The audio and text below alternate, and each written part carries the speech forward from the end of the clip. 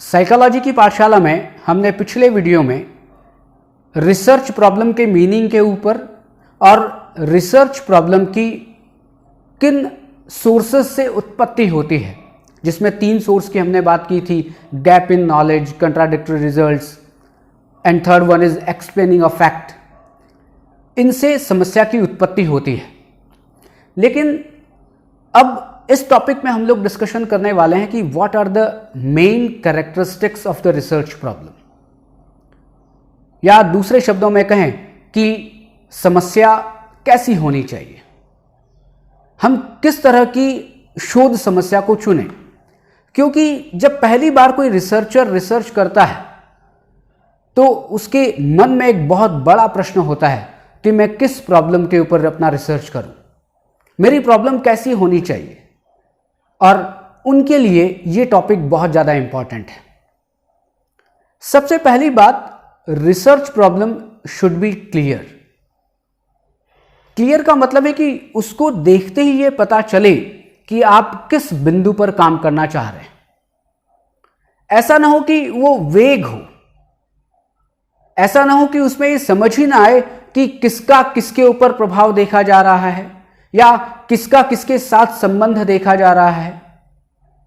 कभी कभी हम लोग एक टाइटल फॉर्म में रिसर्च प्रॉब्लम बना देते हैं, जैसे कि academic achievement and personality development.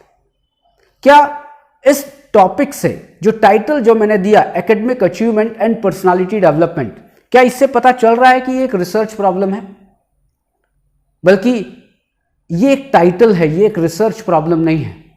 ये तो समझ में आ रहा है कि इसमें एकेडमिक अचीवमेंट और पर्सनालिटी डेवलपमेंट की कुछ बातचीत होगी, लेकिन आपको ये ध्यान रखना है कि जब भी आप रिसर्च करें तो अपनी रिसर्च प्रॉब्लम को बहुत क्लियर बनाएं कि उसको देखते ही यह समझ में आ जाए कि सामने वाला व्यक्ति किस प्रकार का रिसर्च करने जा रहा है। दूसरी बात कि research problem should be testable, कि जो रिसर्च प्रॉब्लम ऐसी बनानी चाहिए जिसको टेस्ट किया जा सके, जिसको सॉल्व किया जा सके। आप कोई ऐसी रिसर्च प्रॉब्लम बना लें जिसको आप सॉल्व ही ना कर पाएं, जिसको आप टेस्ट ही ना कर पाएं, तो उसके ऊपर आप रिसर्च पूरा नहीं कर पाएंगे। अपना टॉपिक ऐसा ढूंढें कि जो आप या आपकी कैपेबिलिटी के अकॉर्डिंग और आपके पास जो रिसोर्सेज अवेलेबल हैं उनके आधार पर आप उसको टेस्ट कर पाएंगे, आप उसको सॉल्व कर पाएंगे, तो आप उस टॉपिक पर आगे बढ़ें। अन्यथा आप किसी दूसरे प्रॉब्लम को लें। तो सबसे इंपॉर्टेंट चीज ये है कि वो रिसर्च प्रॉब्लम सॉल्वेबल होनी चाहिए, वो रिसर्च प्रॉब्लम टेस्टेबल होनी चाहिए।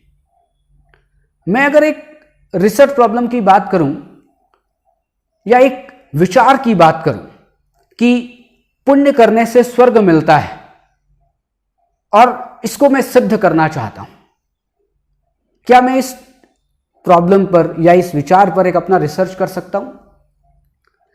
पुण्य करने से सेल्फ सेटिस्फेक्शन मिलता है, उसको मैं प्रूव कर सकता हूं, लेकिन पुण्य करने से स्वर्ग मिलेगा, इसकी बात मैं प्रूव नहीं कर सकता, मैं इसको सॉल्व नहीं कर सकता, तो ऐसी प्रॉब्लम हमें बिल्कुल भी नहीं लेनी चाहिए। थर्ड पॉइंट आता है कि रिसर्च प्रॉब्लम कम खर्चीली होनी चाहिए, क्योंकि आप सॉल्व तो कर लेंगे, आप उसको टेस्ट भी कर लेंगे, लेकिन कम खर्चीली का मतलब क्या है कि 2 चीजें इसमें इंपॉर्टेंट है।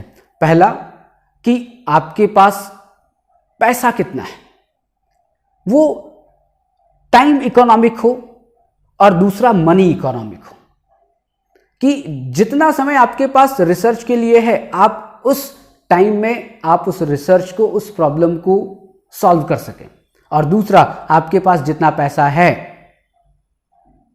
उसके आधार पर आप अपनी रिसर्च प्रॉब्लम को सॉल्व कर सकें। बहुत जरूरी है टाइम इकोनॉमी और मनी इकोनॉमी। उसके बाद आता है कि समस्या सैद्धांतिक और व्यावहारिक दृष्टि से सार्थक होनी चाहिए। आप यदि सिद्धांत से कुछ समस्या को उठा रहे हैं या आप प्रैक्टिकल लाइफ से किसी प्रॉब्लम को उठा रहे हैं, तो वो कहीं ना कहीं सिग्निफिकेंटली को रिलेटेड होनी चाहिए। ऐसा ना हो कि आपकी समस्या पूर्व स्थापित सिद्धांतों के बिल्कुल विरोध में हो। विरोध में बनाई जा सकती हैं, लेकिन उसके लिए आपको तर्क, तथ्य, प्रमाण चाहिए। इसलिए आपकी समस्या को सार्थक होना चाहिए। किसके लिए? सैद्धांतिक दृष्टिकोण से और व्यावहारिक दृष्टिकोण से। और रिसर्च प्रॉब्लम ऐसी होनी चाहिए जिसके ऊपर पहले से कुछ रिसर्च किए गए हों, कहीं ना कहीं संबंधित शोध साहित्य उपलब्ध हो, जिसको आप रिसर्च में कहते हैं रिव्यू ऑफ लिटरेचर अवेलेबल हो। वैसे तो रिसर्च ही उन पर किया जाता है जिनमें पहले से रिव्यू ऑफ लिटरेचर अवेलेबल हो, लेकिन पर्याप्त रिव्यू ऑफ लिटरेचर अवेलेबल होंगे तो आपको रिसर्च करने में मुश्किल नहीं होगी। आप ऐसे टॉपिक को ले लेंगे जिसके ऊपर बहुत ज्यादा रिव्यू ऑफ लिटरेचर अवेलेबल नहीं है, जिस टॉपिक के ऊपर बहुत कम लोगों ने शोध किया है, जिसके ऊपर बहुत ज्यादा इंफॉर्मेशन अवेलेबल नहीं है, तब रिसर्च करना इम्पॉसिबल तो नहीं है, लेकिन कठिन जरूर होगा, क्योंकि आपको बहुत ज्यादा मेहनत करनी पड़ेगी, बहुत ज्यादा उसमें समय लगाना पड़ेगा, बहुत ज्यादा उसमें श्रम करना पड़ेगा। इसलिए यह कहा जाता है कि आप उन रिसर्च प्रॉब्लम को पहले देखें। अगर आप नए रिसर्चर हैं तो आप उन रिसर्च प्रॉब्लम के ऊपर रिसर्च करें जिनके लिए रिव्यू ऑफ लिटरेचर आपको आसानी से मिल जाए, संबंधित शोध साहित्य अवेलेबल हो, चाहे वो पुस्तकों के रूप में हो, चाहे वो इंटरनेट के रूप में हो, या कहीं भी आपको मिलते हो। फिर एक पॉइंट आता है कि कोई भी शोध समस्या जो नैतिक मूल्य है उनसे संबंधित नहीं होनी चाहिए। नैतिक मूल्य से संबंधित क्यों नहीं होनी चाहिए? उसका रीजन यह है कि नैतिक मूल्य की यदि आप अवहेलना करेंगे अपने रिसर्च प्रॉब्लम में तो सोसाइटी उसको एक्सेप्ट नहीं करेगी, और यदि आप कोई ऐसे नैतिक मूल्य पर काम कर रहे हैं जिसको आप जस्टिफाइड कर ही ना पाए तो ज्यादा अच्छा हो कि आप उन शोध से बचें। यदि आप नैतिक मूल्य पर काम ही करना चाहते हैं तो उन नैतिक मूल्यों पर काम करें जिसके ऊपर आसानी से काम किया जा सकता है, जिनके ऊपर पहले भी लोगों ने काम किया है। यदि आप ऐसा भी नैतिक मूल्य लेना चाहते हैं जिसके ऊपर पहले काम नहीं किया तो पूरी की पूरी पीएचडी उसके ऊपर ना करें, पूरा के पूरा रिसर्च उसके ऊपर ना करें, अपनी समस्या का एक छोटा भाग उसको लें।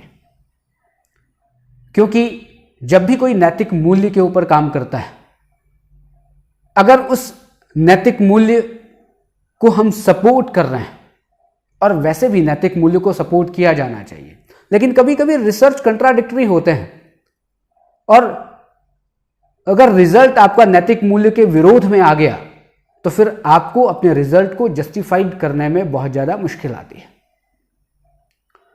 एक पॉइंट है कि शोध समस्या वैज्ञानिक हो और उसका जो संबंध है वो ऐसे विषयों से हो जो महत्वपूर्ण हो, न कि तुच्छ विषयों से। हम कभी कभी अपने रिसर्च को केवल पूरा करने के लिए, डिग्री लेने के लिए हम ऐसे रिसर्च टॉपिक पर काम करते हैं जो बहुत ही गौण होता है, बहुत ही तुच्छ होता है, जिसका सोसाइटी को कोई भी कंट्रीब्यूशन नहीं होगा। बल्कि आप महत्वपूर्ण विषयों को लें, कुछ वैज्ञानिक विषयों को लें, क्योंकि आज का युग वैज्ञानिक है, और आप महत्वपूर्ण विषयों पर यदि रिसर्च नहीं करेंगे तो फिर सोसाइटी को आप अपनी तरफ से कुछ भी कंट्रीब्यूट नहीं कर पाएंगे।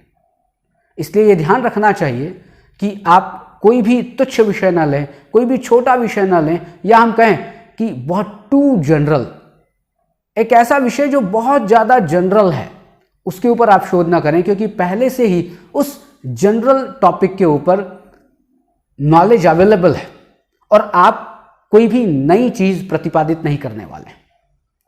इसलिए बहुत ध्यान रखना चाहिए अपने रिसर्च प्रॉब्लम को सेलेक्ट करते समय कि वो रिसर्च प्रॉब्लम बहुत क्लियर हो, वो रिसर्च प्रॉब्लम बहुत ज़्यादा टाइम इकोनॉमिक और मनी इकोनॉमिक हो, वो रिसर्च प्रॉब्लम टेस्टेबल हो, वो सॉल्व करने लायक हो, वो सैद्धांतिक और व्यावहारिक दृष्टि से बहुत सार्थक हो, नैतिक मूल्यों से संबंधित ज़्यादा ना हो, क्योंकि नैतिक मूल्यों से संबंधित यदि समस्या रहेगी तो आपको रिसर्च करने में थोड़ी मुश्किल आएगी।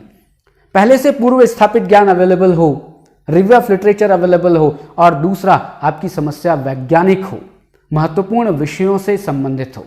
इन बातों का आपको ध्यान रखना चाहिए, या ये पॉइंट्स जो अभी हमने डिस्कस किए हैं वो किसी भी समस्या की कैरेक्टरिस्टिक्स हो सकते हैं।